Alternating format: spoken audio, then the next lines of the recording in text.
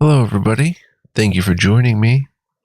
This is GGF bringing you episode 28 of Let's Try Obsidian's latest, greatest open world RPG, Avowed. Very colorful and beautiful. Hope you guys are doing well. Ready to check out even more fascinating Avowed. So we're still exploring Paradise. I thought maybe we could take a break, but kind of still am enjoying just putzing around the city a bit, finding all the secrets. We keep finding tons of secrets left and right. We've found many of them now. Orlands are the short, hairy folk found in many corners of Aeora. Hearth Orlands are known for settling down in permanent communities, while wild Orlands are traditionally wilderness nomads. For some reason, the Rauga bounty came up, but yeah, we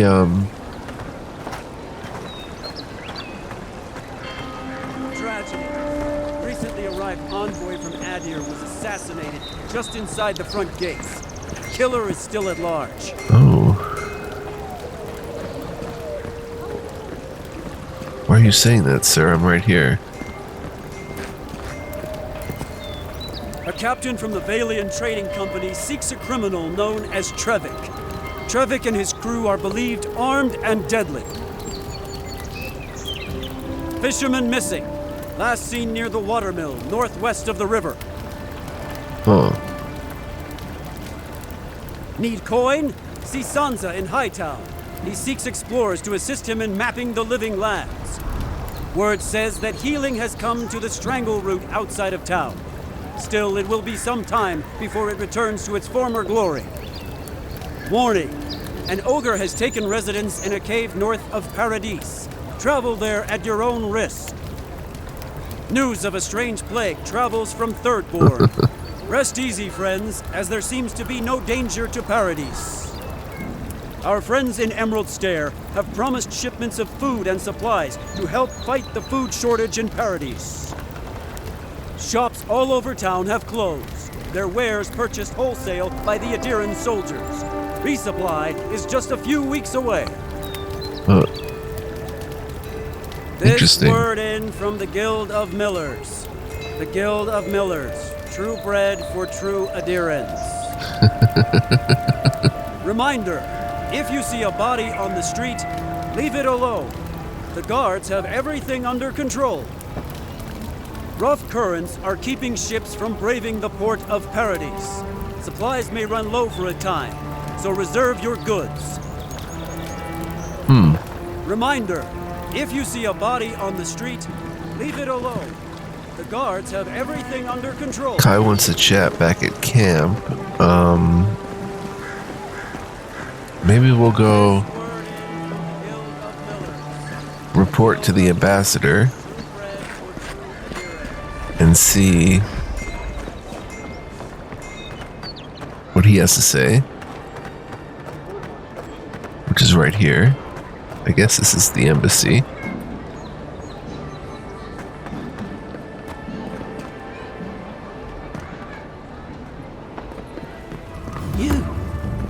You died, but you're here. Gods, am I glad to see you. Garrick. Hello. Still can't believe you're alive. The Cartographers Guild, Volume 1. Long has the renowned Cartographers Guild served the emperors and queens of Aedyr. It is we who are responsible for the creation and distribution of the many maps throughout the empire. Whether to direct travelers throughout the expanse that is Aedyr, guide ship captains on their voyages throughout Aeora, or simply adorn the walls of an aristocrat's home, one can rest assured that the Cartographers Guild is behind the creation of every one of these works of art. For over 2 centuries, since the Noble Expedition Corps discovered the Eastern Reach, have we worked and labored to keep all of the Empire and her colonies supplied with accurate, high-quality maps. God's willing, we will continue to do so for centuries yet to come.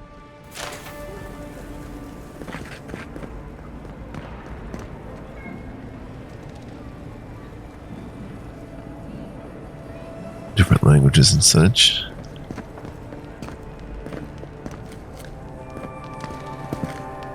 Aedyr customs. Aedyr is a country rich with custom, and they are known for their strict adherence to them. Their customs run the gamut from grand celebrations like the Feast of Feasts to mundane superstitions such as ways to avoid Sfef addiction. This volume will focus primarily on bigger celebrations, as no one knows how to throw an extravagant party quite like an Aedyran, the Feast of Feasts. The biggest and most important of all Aedyran customs is the Feast of Feasts. This week-long celebration happens the first week of Fonetsu, or Fonestu, Deep Summer, and is dedicated to honoring the life of the first Fairkuning, or Fairkuning. Each day of the week is devoted to some aspect of the Fairkuning's life, and there are very specific dishes to be served at each meal. The Feast of Feasts originally began as a festival celebrating the birth of the Fairkuning's first son, and soon became a yearly occurrence during the week of his birthday. Currently, Aedyran simply use it as an excuse for a party and pull out all the stops in an effort to outdo the previous year. And lest you wonder, as I did, which Fairkuning is honored during the Feast of Feasts, it is always the current Fairkuning. For each Fairkuning is the first and only Fairkuning. Sweet Treat. A special custom that arose at some point during the Feast of Feasts, Sweet Treat started as a way to keep children occupied, so the parents could dine in peace. While it is still used for that today, significance has been added to it. Each treat is placed in a container, usually small metal boxes, and hidden somewhere on the property. After everything has been hidden, the children are sent out to find the treasures. It is said now that the hidden treats represent Glanfathan artifacts, and the children are the explorers, bringing the riches back to their new and rightful owners. Carnival of the Mask. When the original colonists for Aedyr traveled to the new land to found the Deerwood in the name of the Aedyran Fairkuning, they encountered the Glanfathan people. The Carnival of the Mask celebrates this meeting. Originally, it was merely a formal reenactment as a play of the tensions between the Glanfathans and the Aedyran settlers, but it has since evolved into much more than that. Participants choose sides and come dressed in elaborate outfits depicting which group they've decided to align themselves with, Aedyrans or Glanfathans. Everybody attends a masquerade ball, and this party replaces any semblance of the play that was presented. Winter's End. Winter's End was never anything more than an excuse for a celebration, and it hasn't changed in all the years it has existed in Aedyr. It takes place during winter dusk and lasts all 3 days. People use the time to reflect on the year, celebrate their lives, and remember the dead, especially those who have passed on in the recent year.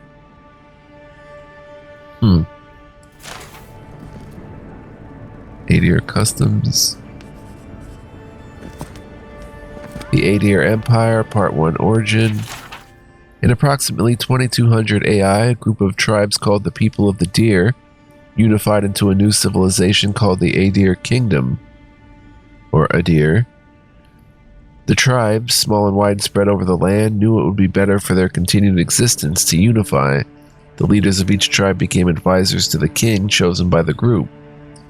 Each advisor would still be lord over his people, but each lord would answer to the Fairkuning, first king.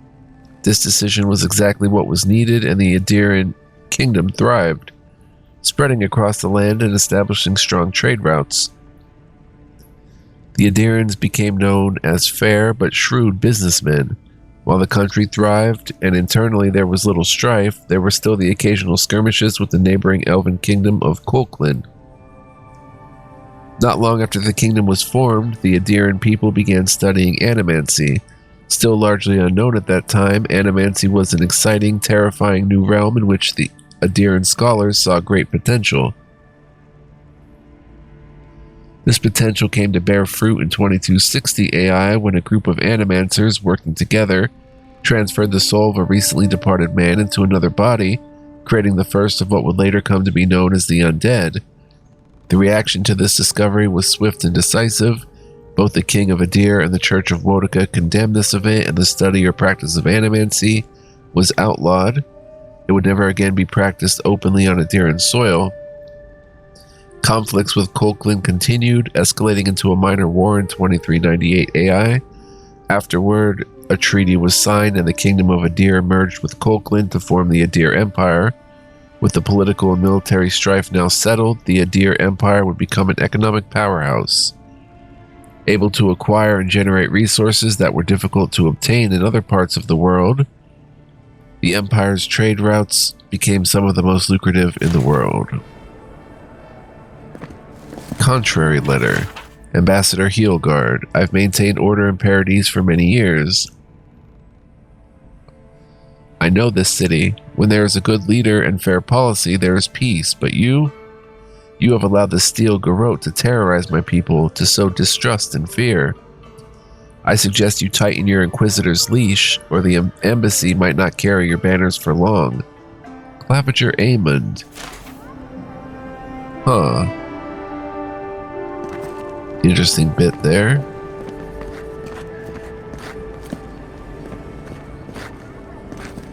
Tain's Dynasty. Tain. Dear Diary, here I am in the Living Lands. This island might not be the safest vacation spot, but it's certainly the most colorful. Also the most flavorful, according to these mushrooms. And mushrooms seldom lie. Before I forget, I promised Bakarna I'd bring back a souvenir. There's rumor of a fallen star in Emerald Stair. Could be a nice addition to her collection. A message is scribbled on the inside cover. If found, please return to Tain the Archmage, author of Tain's Chaotic Orb. Steel Garrote report. We found this book on a public bench. After careful study, our scribe confirmed the handwriting matches the signature found on scrolls of Tain's Chaotic Orb. Be advised that Tain is in the Living Lands. As a member of the Circle of Archmagi, he has license to go where he pleases. We will observe him at a distance, but no one is to engage him. Tain is either a harmless fool or one of the most dangerous people alive. We simply can't take that chance.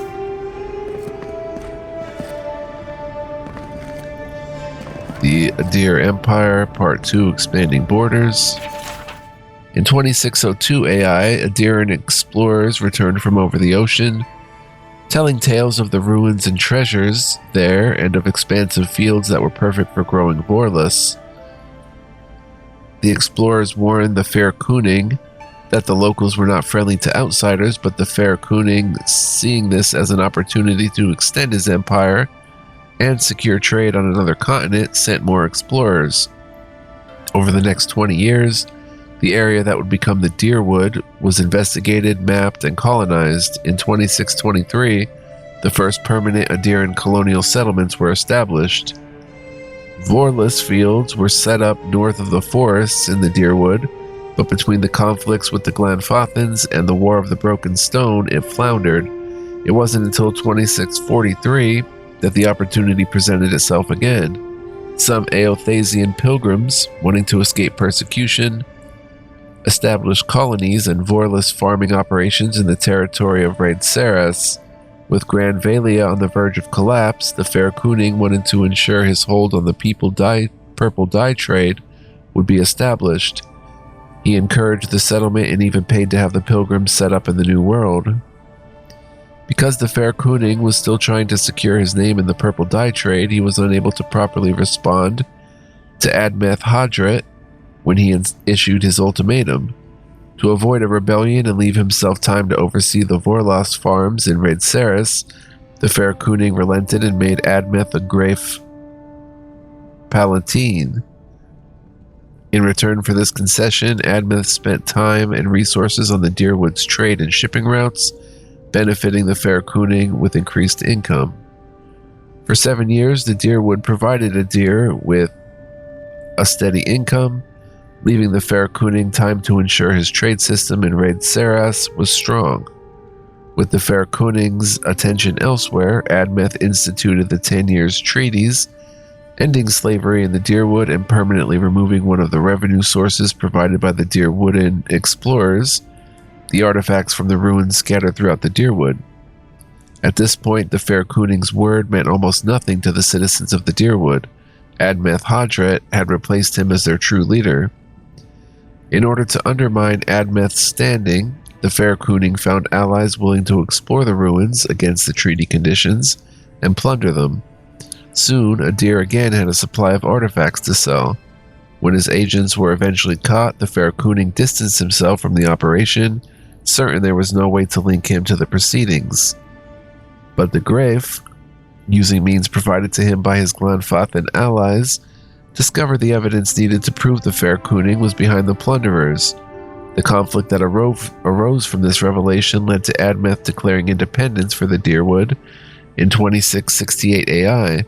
After a bloody 4-year-long war that resulted in the death of Admeth, the Faircooning relented. Trying to keep control of the Dyrwood had become too costly. He signed treaties with the new Duke of the Dyrwood and returned his attention to raid Saras, redoubling efforts on the Vorlos trade, which is still running today.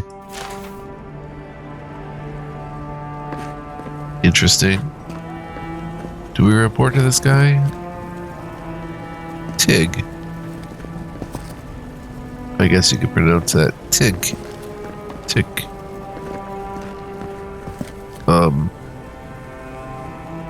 Hello? Envoy, hello. I'm glad to see you on your feet. Kai. Tej. I'm surprised they let you in here. I'm surprised you're still gainfully employed.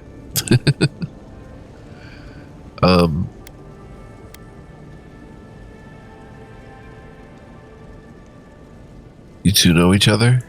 I wouldn't say that. He's just curious company for you to keep.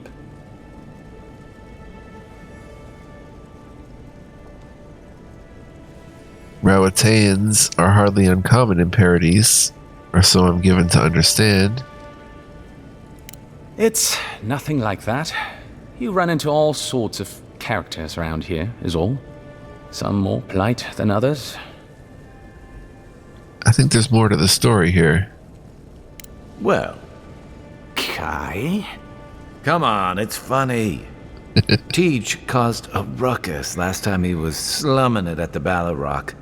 You were trying to kill a man, if I remember right. I had to put you outside. You threw me into the canal. You lived. That water's filthy. I had the runs for 3 days. Gods, Tej. The envoy doesn't need to know that. Did you really try to kill someone, Teach? The fellow cheated me. I couldn't let that slide. Or he'd think we were all marks. It was over a dice game, right? Tej here has a gambling problem. Great. Let's air all my troubles. Is there anything else? The bartender sleeping with your girlfriend. You're lying.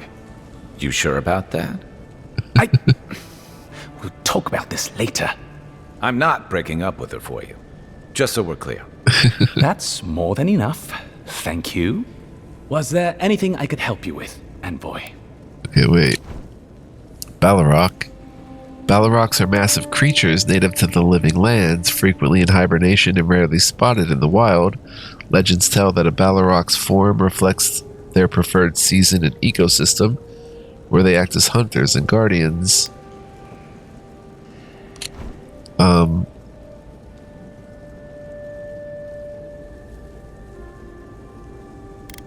on, Tej, you're not going to stand up to Kai?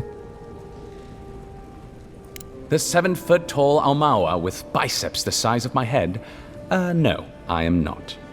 Flatterer. You know I'm barely over 6.5. Mm-hmm. How about you answer some questions for me, Tej? Naturally, sir. How can I help you? Oh, man. Okay.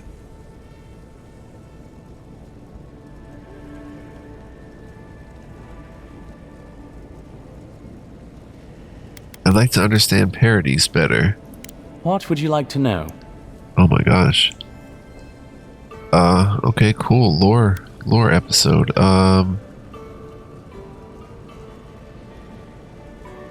When was the city founded? Who lives here? If you're looking for a particular year, the first thing you should know about Paradise is that this isn't the kind of place where the locals keep records.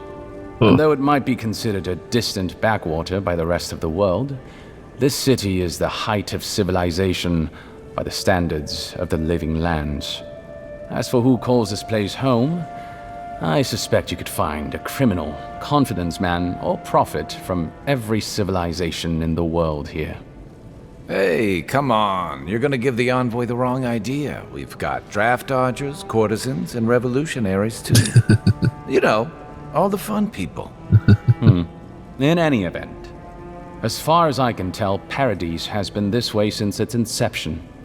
Thus the eclectic display of architectural styles. If nothing else, this city is a reflection of the countless people who have passed through it on their way to the interior. What are Aedyran's intentions in Paradise? Depends on who you ask. Ambassador Heelgard will tell you that our remit here is to establish a secure and orderly environment from which to engage in trade. Inquisitor Liudwin will tell you we're here to break the frontier. So, which is it? Why not both? I'm not hearing anything about the Dream Scourge. That's where you come in. Whether you find your desires aligning with the ambassadors or the inquisitors, neither can succeed until the Dream Scourge is ended. We are only beginning to see its effects here in Dawnshore, but the closer to the center of the island you go, the worse it gets. That bear you and the ambassador encountered in the Strangle Route isn't even the worst of it, and the tide of this soul plague is rising higher every day. Whoa. How do the Paradisans feel about us? Look, for all that I complain about this backwater, there are good people here. Same as anywhere else. People who want to be able to walk to the market in the morning for their bread and eggs and know they won't be mugged. People who like it when the mail comes on time and their skates are made from real copper and their neighborhood peeping Tom ends up in the stocks. Those people, good and honest people, who pay their debts and honor their contracts and remember to thank the gods. They like us a lot.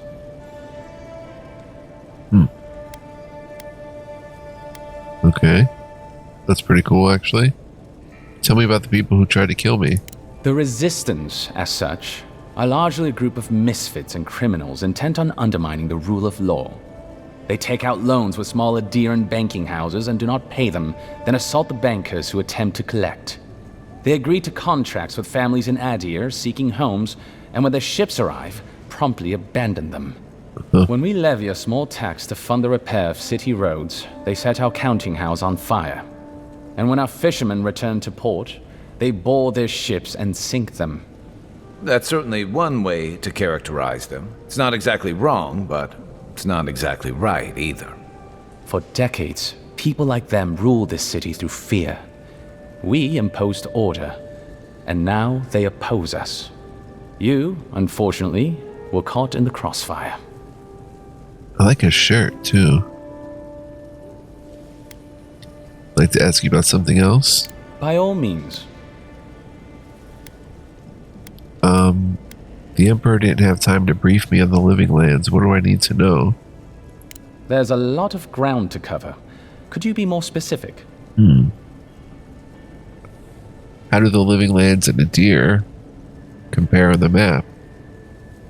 Ah, the age-old question. Who's bigger?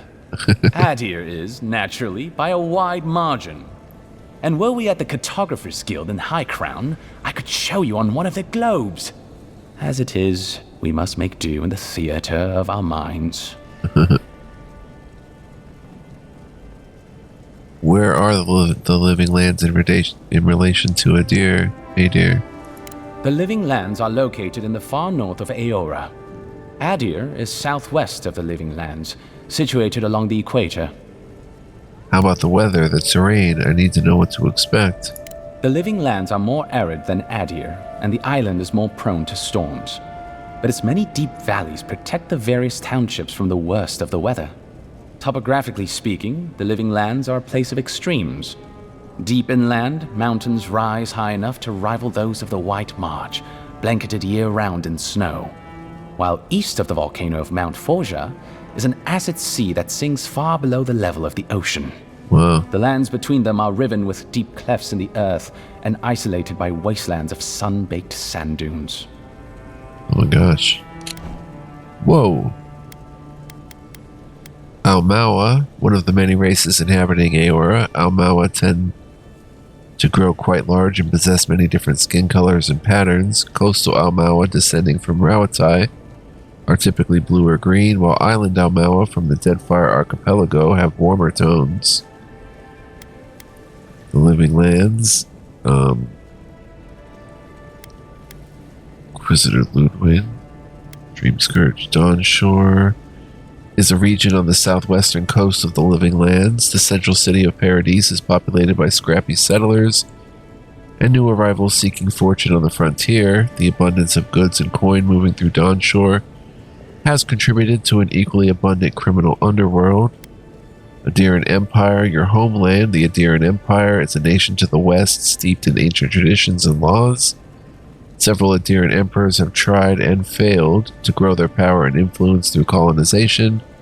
Time will tell if the empire expands or retracts, thrives or dies. Aeora, the known world, is comprised of many lands, including the old empires of Aedyr, Rawatai, and the remnants of Old Valia. The nations of the Eastern Reach, such as the Free Palatinate of Deerwood, the Valian Republics, and the sprawling plains of Ishamatil, and far-flung lands like the Deadfire Archipelago, the White That Wins, and the Living Lands. Rumors also speak of Yazua, a continent across a vast sea, but that is not yet of the known world. Mount Forja is an active volcano in the Galawain's Tusks region of the Living Lands. Cool. I had some other questions about the Living Lands. I'll share what I can. Who's in power here? There is no singular authority in the Living Lands. Not yet, anyway. I shudder to think what the Living Lands would look like under your rule. Well, to start, there'd be a lot more brothels. Charming. Power is invested in the leaders of the various townships scattered across the island. The largest are Fjord, Thirdborn, and Solace. None of which, I will note, are as safe and orderly as Paradise. Huh. What should I know about Fjord? Fjord Mesiverno is located in a valley known locally as the Emerald Stair, named for the terraced rice paddies that cover its hillsides. It is our closest neighbor. The city, if you can call it that, was founded 50 years ago by animancers from the Valian Republics. Apparently, the laws governing animancy weren't lenient enough in the Republics. So the city's founders came to the Living Lands, where they could practice their discipline more freely. Currently, Fjord is governed by a man named Ignacy Vidaro. Rather inept to hear the ambassador talk about him. Fjord's farmers supply most of the grain and vegetables we eat here in Paradise. Or it did. Their shipments have been infrequent lately. Something about a blight in the fields. In any event, I believe that covers Fjord. And if we look at Fjord here, Fjord Mesiverno is a city in the Emerald Stair. Founded by Valian expatriates 50 years ago, the city prides itself on being an intellectual haven where freethinkers and animancers can research in peace. Thirdborn is the main settlement in the Shatterscarp region of the Living Lands. It is primarily occupied by Rawatean expatriates, sailors, soldiers, explorers, and merchants. Solace Keep is an ancient fortress in Galawain's Tusks and the primary residence of the Wardens. The keep is used to defend the region from outsiders and to monitor volcanic activity. Nice. Emerald Stair is a region on the western coast of the Living Lands. Once a treacherous wilderness, settlers from the Valian Republics transformed Emerald Stair into a lush farming community. The city of Fjord Mesiverno is one of the few places in Aeora where animancers can research the soul in peace. Can I go down further? There we go. Animancy is the science and art of soul manipulation, though popular in the Valian Republics. Oh man, it did it to me again. Let's not move the mouse. Can't help it. Though popular in the Valian Republic, Animancy is widely considered controversial, heretical, and too dangerous to tolerate. Animancers are routinely hunted and driven out in many parts of Aeora. Valia. The Valian Republics are a former colony of Old Valia in the Eastern Reach, having since claimed their independence and blossomed into a collection of wealthy city-states. They are ruled by the Sangreta Ducala, a legislative body of dukes representing their territories. Ignacy Badaro is the governor of Fior Mezzaverno, a city in the Emerald Stair region of the Living Lands. Okay, much more to come. I don't know much about the Valian Republics. The Valian Republics are a collection of city-states in the Eastern Reach, southeast of our former colony, the Deerwood. The Republics began life as colonies of the Grand Empire of Valia, hence the name. But as Grand Valia's economy collapsed, well, the colony saw an opportunity to escape the influence of the Empire of Origin, and they seceded, much as the Deerwood did from Aedyr. Now a mature confederation in their own right, the Republics have recently indulged their own expansionist ambitions in the Deadfire Archipelago. Through their merchants in the Valian Trading Company, the Republics will sell you anything you could ever wish to buy. Up to and including people. We should count ourselves lucky to have had no interest in the Living Lands. In a struggle between our Emperor and the Republic's great dukes, well, I doubt we would come out on top. But if anyone asks, I was not the one who told you that. Huh.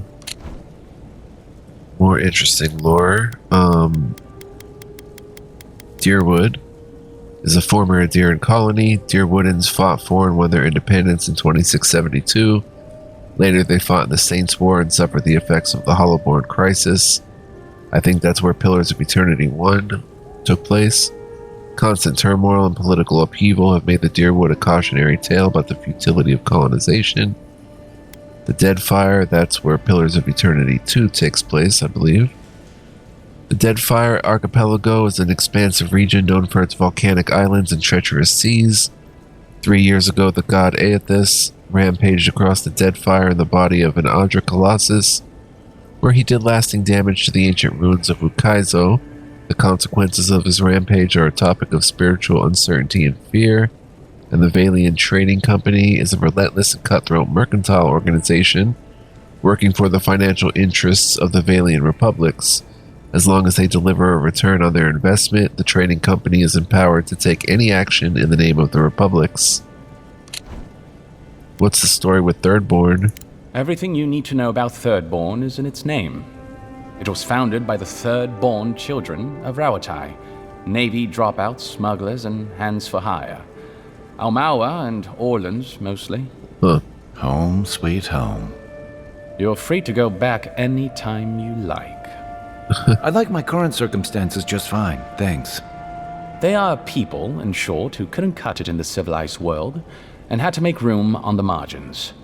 Unfortunately, they are currently besieged by the Dream Scourge. We have sent some troops to lend what help we can, and the mayor, Temerity, was appropriately grateful, but I don't know how long they'll hold out. Huh. Rawatai is a nation east of the Living Lands, settled long ago by Almawa fleeing the Deadfire Archipelago. The kingdom is known for its military strength and adherence to nationalistic identity. Temerity is the no-nonsense and much beleaguered current leader of Thirdborn. I could stand to know more about Rawatai. Rawatai is one of the old empires, every bit as storied as Grand Valia or our native Aedyr. If Aedyr is to the southwest of the Living Lands, Rawatai is to the southeast. And unlike our home, that small continent is racked by terrible storms. This is due, or rather, was due, to the island's proximity to Andra's mortar, the unending super hurricane that once hid the ancient city of Ukaizo. Ooh. Rawatai is largely peopled by Almawa, descended from those who fled the Deadfire Archipelago centuries ago, when Andra pulled the moon, Ioni Brather, into the sea. Wow. They are an aggressive, militant culture, and personally I find their obsession with gunpowder rather quaint. They're also our chief rivals on the world stage. Huh. I don't think they see it that way. No? Well, as far as Navy brass is concerned, Aedyr doesn't really rate. Now you're just making things up. Sorry to be the bearer of bad news, but we don't think about you at all. Well, I tend to believe Kai on that. Andros Mortar was a massive patch of ocean in the Deadfire Archipelago that was racked with storms for centuries. The storm subsided around 2828 AI, opening the way to ancient mysteries and previously unexplored frontiers of Aeora. Again, Ukaizo was a mythical island hidden in the Deadfire Archipelago. It was rediscovered in Andros Mortar around 2828 AI, all but empty save for the great and mysterious machines that towered over the ruined city. Andra is the goddess of oceans, forgotten things, loss, relentlessness, and mourning. Her followers carry tokens of bad memories into the sea so they can be forgotten. Sailors in coastal towns make offerings to Andra in hopes of keeping the tides low and the seas calm. Ione Brather was a small moon that collided with Aeora thousands of years ago. Myths tell of the goddess Andra pulling the moon into her watery embrace. Fragments of Ione Brather are still found around Aeora. Huh. What can you tell me about Solace? Solace is, what is there to say, really? Yeah, they tend to have that effect on people. The trouble is, I don't know much about Solace. Nobody does. They are an isolationist community of Pargrunan dwarves who live in the forbidding ways of Galawain's tusks. They don't let outsiders into their lands, and they don't let their people out of them. Some folks get out from time to time, but they can't ever go back. And the ones who survive aren't eager to talk about their experiences. People aside, the land itself is incredibly hostile. The island's volcano, Mount Forja, rests at the heart of the region, and it's recently become active. Half the land is lava rock, and the other half is, well, literally lava. I don't know why anyone lives there. I have to assume they're all insane. You have no idea. Huh. And Pargrun. The Pargrunan are a subculture of the Optapo, mountain dwarves known as keen explorers and faithful defenders of their traditions. They settled in the Living Land centuries ago, forging a new homeland in the region of Galawain's Tusks. Galawain's Tusks is a hostile volcanic region deep in the Living Lands and home to Solace, a settlement of Pargrunan dwarves. The Wardens of Solace are fiercely isolationist. Few adventurers travel to Galawain's Tusks, and even fewer leave. Well, can you tell me anything about the Pargrunan dwarves? Naturally. The Pargrunan are a unique community of mountain dwarves originating in Old Valia. As a people, they've made their name as explorers, builders, miners. No doubt you've seen their ruins in your travels, here, back home in Aedyr, and all across the world. They maintain a rich tradition of oral storytelling, chanted magics, and ritual carving, which they take great pains to record and transmit across their various communities. Even the most physically isolated Pargrun is not alone. Somewhere, one of their people is thinking of them and planning an expedition. Aedyran must cherish them. You sound like you admire them. I suppose I do. Aedyran is the god of golems, machines, industry, strength, hope, and aspiration. He is favored by blacksmiths who avoid conflict but whose labors perpetuate it. Legends tell of his death, rebirth, and transformation, though the details are inconsistent. I'd like to ask you about something else. I'm an open book. Indeed. I've been hearing a lot about this Inquisitor, Ludwin. Let's see how long we've been playing, by the way. 39 minutes. I've been hearing a lot about this Inquisitor Ludwin, who, well, maybe we should head out. Should you ever need me, I will be here. Safe travels, envoy. Alright, I just want to make sure that we're able to talk to him again and get the same information. So I want to thank you guys for joining me for this lore episode. Stay tuned for more, much more to come. Envoy, Glad to see you're still with us. How Let's can I see. help you? Yeah, okay. Safe travels. So and we'll voyage. talk more to Tej next time. Hope you guys will join me for that. Thanks for watching and hope you enjoyed. If you did, please like, comment, subscribe. Greatly helps the channel and I greatly appreciate it as well. Also, if you want to greatly help the channel and become a legend in mine eyes, you can become a member here on the channel or on patreon.com/fluent. Only check that out if interested. If not, that's cool too, but it is a great help, and shout out to my members. Love you guys. And as always, love everybody else here too. Thanks again for watching. Stay tuned, as I said, because we are just getting started. 27 or 28 episodes in is nothing compared to the ambition of this gem. So, yeah.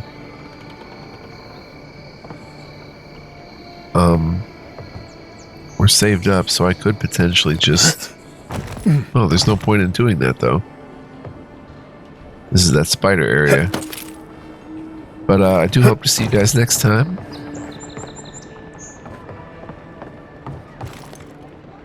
Ah, missed. I can reload, though. Or we could just go out this way.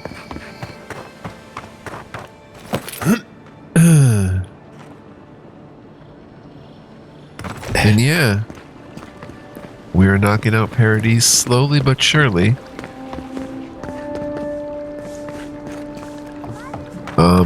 I'll check out that again because there may be more to that scaffolding, but that'll all be next time and beyond. So take care, guys. Much love, peace, and joy. Be well, live well, stay well, and see y'all in the next video. Ciao for now.